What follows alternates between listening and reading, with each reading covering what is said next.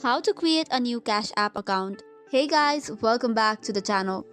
If you want to create a new Cash App account, first of all, you must delete if you already have a Cash App account. This is because only one account can be added to a device at once. So once that is done, you can launch the Cash App on your mobile device. After that you have launched the Cash App on your mobile device, input the phone number or email address for account creation. Then tap on Next and then you will land to this page. Hereby, you will receive a code in your email address or the phone number. Enter the verification code here and tap on Confirm. This way you will be taken to this page whereby you have to add a bank using your debit card. So provide your debit card details such as the debit card number.